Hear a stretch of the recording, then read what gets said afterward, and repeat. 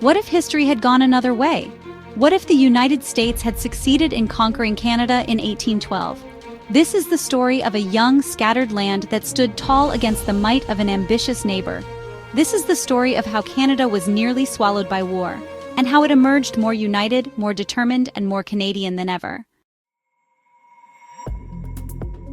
The British are too busy fighting Napoleon. Canada is weak, disjointed. We cross the Niagara River at dawn, take Queenston and Montreal, and by winter it's ours. In June 1812, the United States declared war on Britain. Their aim? To expand northward and annex Canada, believing that Canadians would welcome them as liberators. But what they didn't anticipate was the fierce resistance they would face, not just from British troops, but from Canadian militia and First Nations warriors determined to protect their land. Men, they think we are scattered. They think we will fold. But this land, this Canada, is our home. Behind us lie our families, our towns, our future. We will not yield. Hold the line. Across Upper and Lower Canada, colonists prepared for war. They had little professional military training, but what they lacked in numbers, they made up for in spirit. The Battle of Queenston Heights would become legendary. Though British General Isaac Brock died early in the fight, his leadership sparked a wave of unity and resilience. The Americans were pushed back across the river.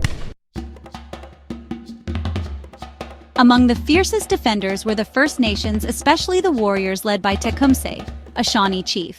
He saw the war as a chance to resist American expansion and preserve indigenous lands.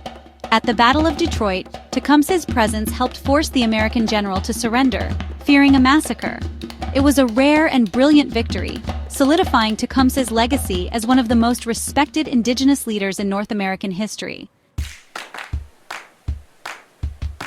To protect key cities like Halifax and Quebec, Britain and Canada invested heavily in military infrastructure. Fortifications like the Citadel in Halifax, Fort Henry in Queenston, and the Citadel in Quebec City became powerful deterrents. The dry dock in Halifax turned the port into a naval powerhouse. These sites not only played vital roles during the war, but they remain proud symbols of Canada's early defense. Battles raged across Upper Canada. At Lundy's Lane, one of the bloodiest battles ever fought on Canadian soil, Canadians, British, and Indigenous forces held firm against overwhelming American assaults. Despite numerous attempts, the United States could never break the Canadian line. Supply issues, stretched resources, and unexpected resistance turned the tide. The war effort lost public support back in Washington.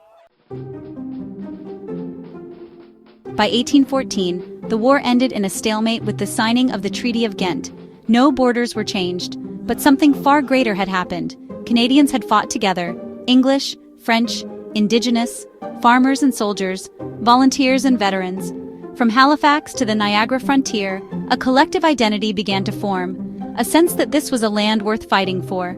The War of 1812 didn't make Canada a country, but it sowed the seeds of its future. It showed the world, and Canadians themselves, that they were not just British subjects. They were something more. Today the forts still stand, the battlefields are silent, but the legacy lives on. Canada stood against invasion. It stood for unity, for sovereignty, for something greater than itself. So when we say we are Canada, it's not just pride, it's memory, it's sacrifice, it's history. Want to visit the battlefields and forts that shaped Canada? Subscribe to the channel and join us as we explore our history, our land, and our legacy.